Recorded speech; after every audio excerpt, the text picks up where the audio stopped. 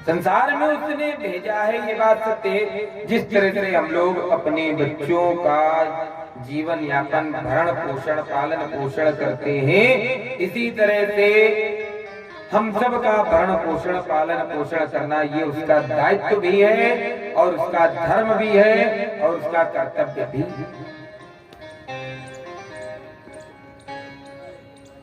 हमें 10 मंजिल का मकान तो उसने दे दिया, ये उसकी कृपा है। 4 पहिए की गाड़ी दी, ये उसकी कृपा है। ये तो उसको करना ही था, जिम्मेदारी थी। रहने को अच्छी व्यवस्था दे दी, नित्य प्रति आपको अच्छे से अच्छा खाना भोजन दे दिया, पहनने के लिए एक एक वस्त्र दे दिए। एक बात सत्य, जितनी ही ज्यादा माया, जितने ही ज्यादा साधन आपको वो दे रहा, या आप समझ लीजिए कि उतना ही वो अपने आप से आपको दूर।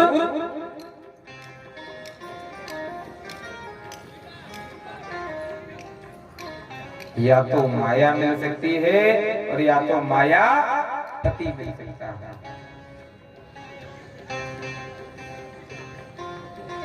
राम कृपा बिनु सुलभे न सोई, जब तक उसकी महती कृपा नहीं।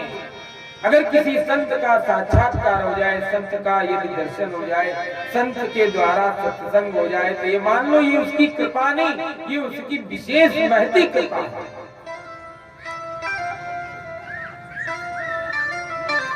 कहीं एक बात का अगर जरा सा सत्संग सुनने को मिल जाए तो समझो कि ये उसकी बड़ी कृपा है।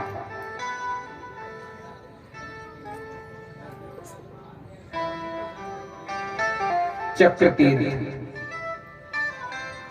नैमिष में बाबा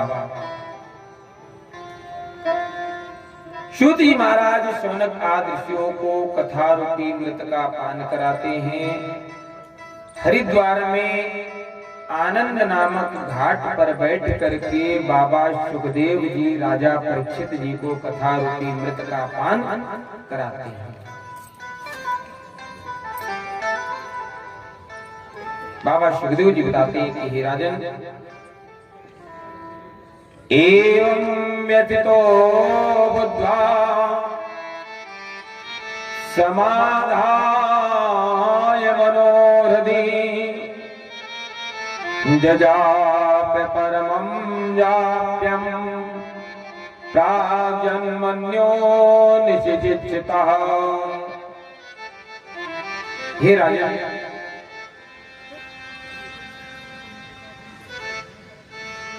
एक घनघोर जंगल है और उस जंगल में एक गज रहता है। गज माने हाथी रहता है और कुछ छोटे छोटे से और भी जानवर और पशु रहते हैं। उन पशुओं ने मन में विचार किया कि बिना राजा के प्रजा अधूरी है।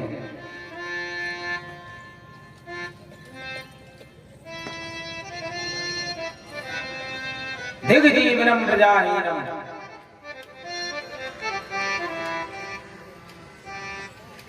बिना राजा के प्रजा अधूरी है। आपस में विचार करते कि राजा किसको बनाया जाए। विचार किया कि हम सब में सबसे बड़ा हाथी है, क्यों ना हो इस गज को ही अपनी प्रजा का, राज्य का राजा, जंगल का राजा उस हाथी को बनाया। इस गजेंद्र को जब राजा बना दिया,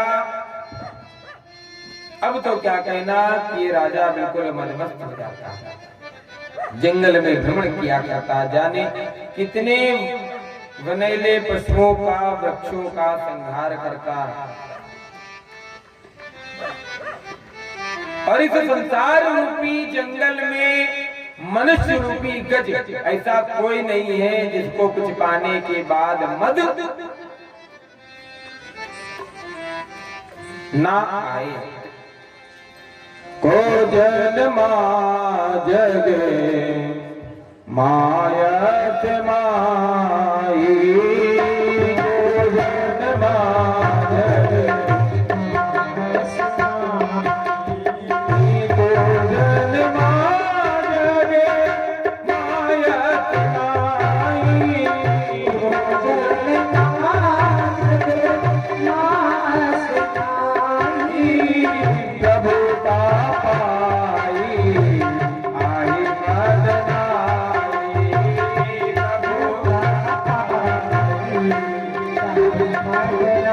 दुनिया में ऐसा कोई नहीं है जिसको कोई पद मिल जाए और पद मिलने के बाद उसको घमंड ना आए।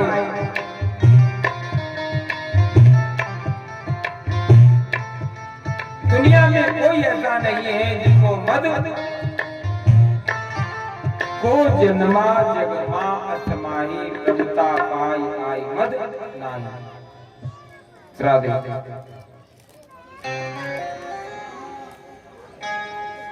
संसार में रहते हुए इस मनुष्य रूपी गज को ऊपर वाला यदि प्रभुता दे देता है, कुछ दे देता है, 4 पहिए की गाड़ी दे दी है अगर, तो रोड पर चलने वाला 4 पहिए गाड़ी से जो चल रहा है वो 2 पहिए गाड़ी वाले को अपने आगे कुछ समझता, और जो 2 पहिए गाड़ी से चल रहा जिसको 2 पहिए की गाड़ी दी वो साइकिल वाले को कुछ नहीं समझता। संसार में हमसे बड़ा कोई दूसरा, क्या बोलना पड़ेगा जोर से जरा, आज इस गज को मद आ जाता।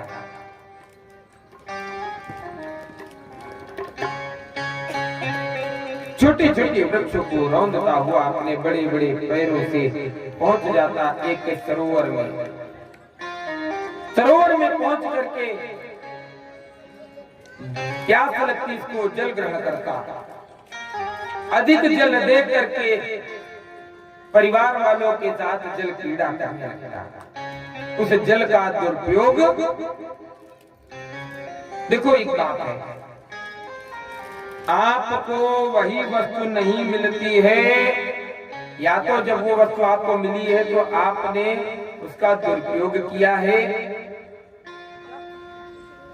और या तो जीवन में कभी भी आपने उस वस्तु का दान नहीं किया। क्योंकि जब दूसरे को आपने दिया ही नहीं है तो आपको मिलेगा। परमात्मा सब कुछ देता है, ऐसी कोई प्रभुत्व नहीं है, ऐसी कोई वस्तु नहीं है जो नहीं देता है।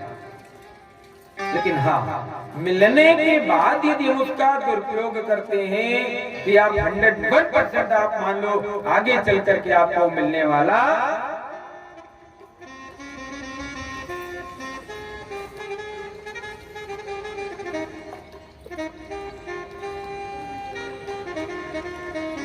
और कुछ लोगों का तो स्वभाव होता है कि आवश्यकता से अधिक वस्तु होती है तो दूसरे को दे नहीं सकते, उसको बर्बाद कर सकते हैं।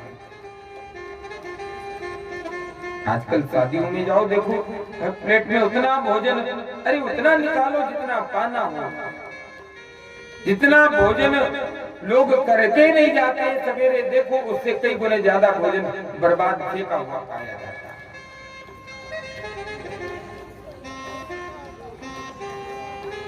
फिर जब एक एक दिन के लिए मोहताज होते तो फिर अरे ऊपर वाले ने क्या किया कि रोटी तक नसीब नहीं की, और जब उसने किया था तब तुमने क्या किया।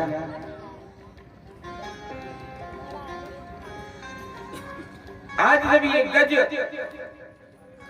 जल में जल क्रीड़ा करने लगता तो उस जल में एक मगर रहता था, और स्वाभाविक है आप किसी के घर में जाकर के उत्पात करेंगे तो व्यक्ति कब तक बर्दाश्त करेगा। 1 बार 2 बार 3 बार उस मगर ने इस गज का पैर पकड़ लिया। अब दोनों के बीच में युद्ध होने लगा। जब युद्ध होने लगा तो जो इस गजेंद्र के जो परिवार वाले थे जल से निकल करके बाहर आकर के खड़े हो जाते। ये मगर बार बार गज को जल में खींच लेता, बार बार नीचे जो है डुबकी लगा देता। ये गज खड़ा हुआ है। ये मगर कौन है? कहा इस संसार रूपी सरोवर में जीव रूपी गज का, इस जीव रूपी गज को काल रूपी मगर जब पकड़ता है तो परिवार वाले खड़े रहते हैं, लेकिन कोई भी उसका साथ कोई नहीं बचाता।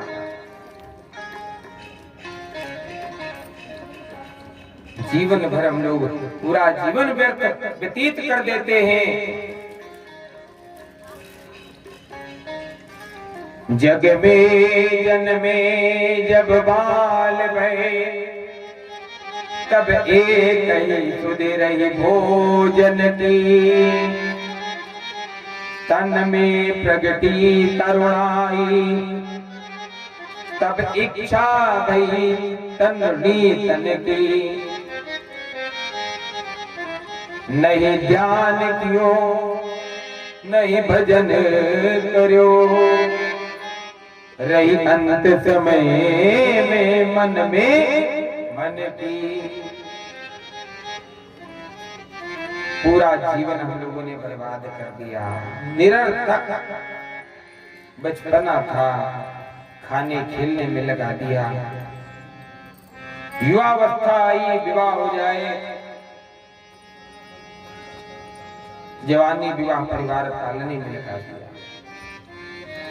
बुढ़ापा आया, अब और ज्यादा माया घेरती। पहले तो बच्चों के लिए ही जो है प्रॉपर्टी बनानी थी, अब चलो चलते चलते ना हो तो थोड़ा नाती पोतों के लिए भी कुछ करते चलो। अरे भाई कब तक करोगे? काम तो तब तक नहीं खत्म होएगा जब तक लकड़ियां ऊपर लाद दी जाती हैं।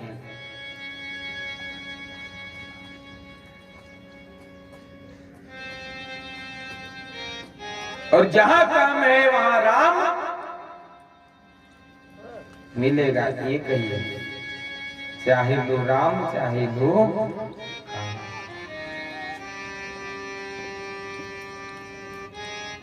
गज सबको पुकारता, सबको पुकारता। देख रहा मेरी पत्नी भी खड़ी है, मेरे बच्चे भी खड़े हैं, मेरे साथी संगाती भी खड़े हैं, लेकिन कोई भी हमें बचाने नहीं आ रहा। यथार्थ है कि जब गज रूपी काल से जब युद्ध होता है, कई बार हम लोग कहते हैं ना कि मर जाएंगे, जरा सी कोई दिक्कत भी तो मर जाएंगे, लेकिन मरना भी सहज।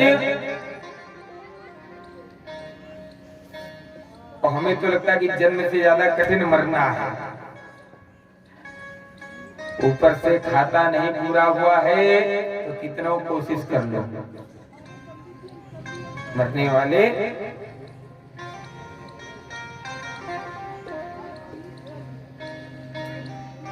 देखा होगा कई लोगों को प्राण निकल भी रहे होते हैं और उसके बाद पता लगा 10 दिन पड़े रह जाए, हाथ पैर ठंडे हो जाए और पता लगा इतना सब ठीक है, निकलते नहीं। सारे परिवार वाले साथी संगाती सब खड़े हुए हैं, कोई भी इस गज की रक्षा नहीं करता। वही सरोवर में एक पद्म पुष्प कमल का पुष्प लगा था। अंततः उसको स्मरण आया कि अब तो परमात्मा के सिवा मेरा कोई रक्षक नहीं। परमात्मा का स्मरण करता, हे नाथ राम राम, हे गोविंद आकर के मेरे प्राणों की रक्षा। दीन दयाल विरद संभारी, हरहु नाथ मम संकट भारी। हे गोविंद आकर के मेरे प्राणों की रक्षा करो। बड़ा भरोसा किया था मैंने अपनी पत्नी पर, अपने बच्चों पर, अपने परिवार पर, जिनके लिए मैं जीवन भर करता रहा। लोगों से बैर लेता रहा, लोगों से झगड़े करता रहा। लेकिन आज मेरे लिए उनमें से एक भी नहीं है। देखो, आप अच्छा करोगे तो भी आपका ही होगा और बुरा करोगे तो भी आपका होगा। आपके कर्मों का फल कोई भी नहीं बता सकता। पुण्य करोगे तो पुण्य का फल आपको मिलेगा, पाप करोगे तो पाप का फल आपको मिलेगा।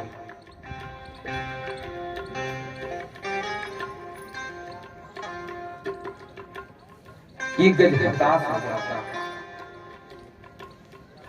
नारायण का स्मरण करता है, हे नारायण आकर के मेरे प्राणों की रक्षा करो, मेरे प्राणों की रक्षा करो। तुम नहीं आओगे तो मुझे कौन बचाएगा। गोविंद चले आओ,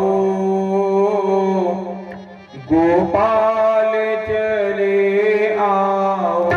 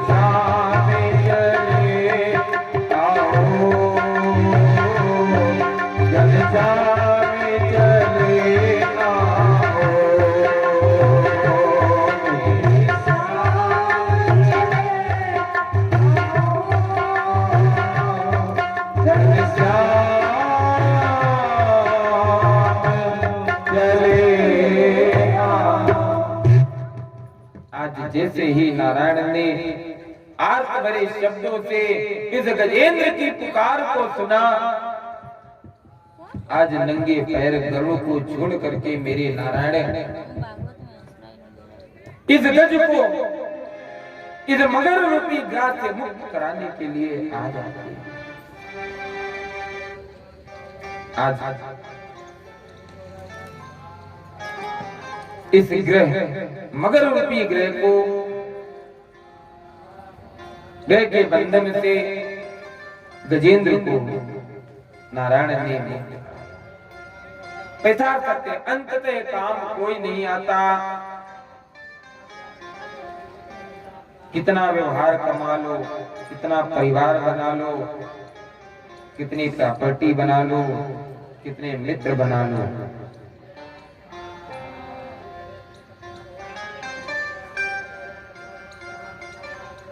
अंत में परमात्मा का नाम ही काम आता है, वही काम आता है। ग्रह के बंधन से मुक्त कराया नारायण ने गजेंद्र को। गजेंद्र अपनी पूर्व गति को प्राप्त हो गया। बोले श्री बांके बिहारी लाल की जय। बोले श्री राज महाराज की जय। बोले श्री गोवर्धन नाथ की जय। बोले श्री अष्टभुजी मैया की जय।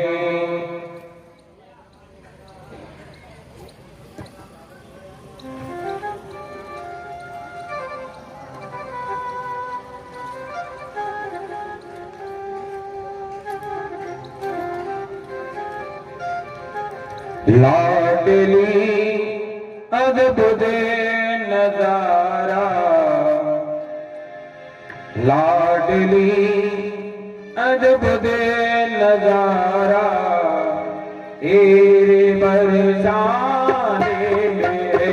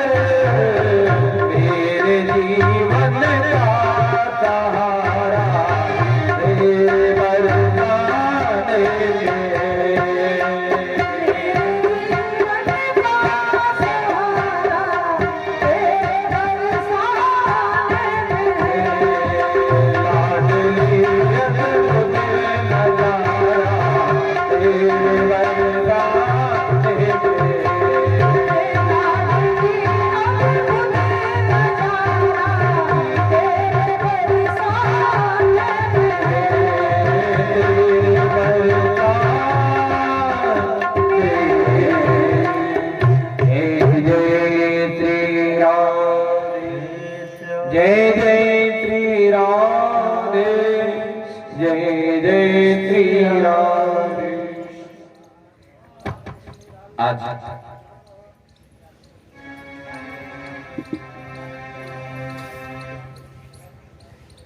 देवताओं के ऊपर जब कई बार दैत्यों ने आक्रमण किया, आज दैत्य बड़ा परेशान है। नारायण के पास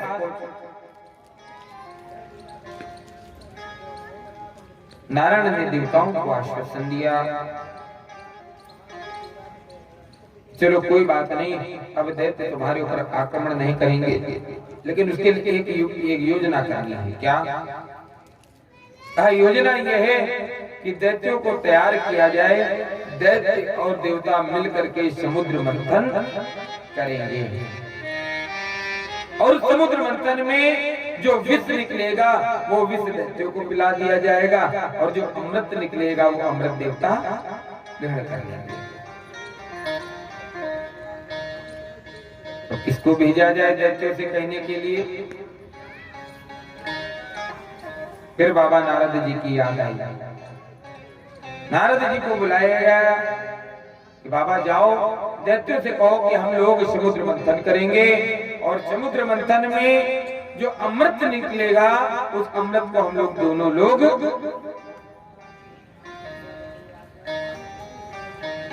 आधा आधा दोनों लोग बांट लेंगे। बाबा नारद जी दैत्यों के पास पहुंचे। इतना बड़ा समुद्र है, समुद्र मंथन होगा कैसे? इतनी बड़ी मथानी आएगी कहां से? नारायण ने समझा, चिंता मत करो, आधार के लिए एक अवतार में फिर से पुनः लूंगा, कच्छप अवतार, और वासुकी नाग की रसरी बनाई जाएगी, मंदराचल पर्वत की मथानी। देवता बड़ा प्रसन्न होते। बाबा नारद जी दैत्यों के पास पहुंचे, दैत्यों से बताया कि नारायण कच्छप अवतार लेंगे और मंदराचल पर्वत की मथानी बनेगी, वासुकी नाग की रसरी बनेगी। दैत्य तैयार तो हो गए, ये तो अच्छी चीज है कि समुद्र मंथन होगा, उसमें अमृत निकलेगा, अमृत हम सभी मिल करके ले लेंगे। लेकिन पहले एक बात ये बताओ कि जो वासुकी नाग की रसरी जो पकड़ी जाएगी, एक तरफ दैत्य पकड़ेंगे, एक तरफ देवता पकड़ेंगे, लेकिन ये बताओ मुख की तरफ कौन पकड़ेगा? यहाँ पर विष होता है।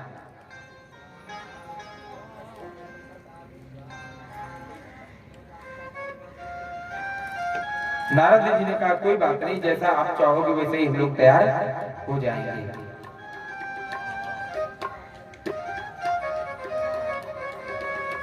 विलोक विघ्नेश विधिं तदेश्वरो दुरंत वीर्यो वितसादमि संधि।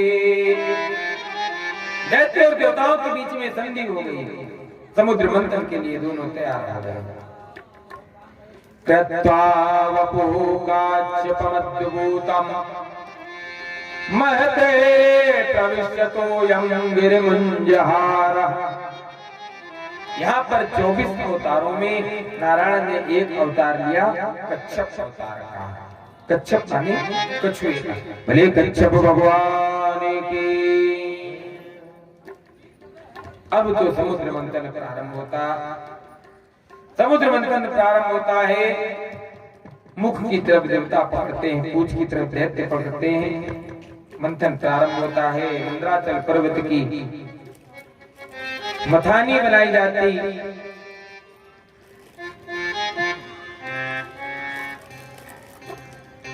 समुद्र मंथन में सबसे पहले कालकूट नामक विष निकलता था।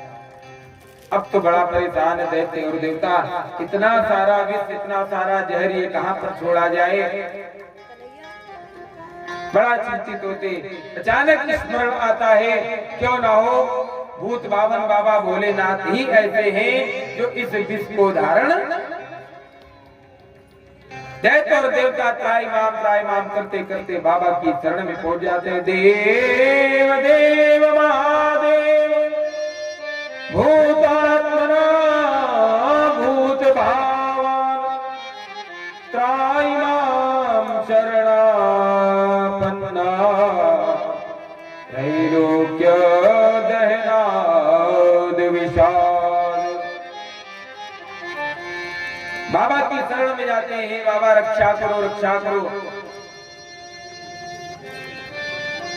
जब बाबा की शरण में पहुंचे तो कैलाश पर्वत पर वामांग में मैया पार्वती बैठी हुई है। बाबा ने दैत्य और देवताओं को बड़ा चिंतित देखा, पूछा कहो देवताओं कैलाश पर तुम्हारा आगमन क्यों हुआ, क्या कारण है?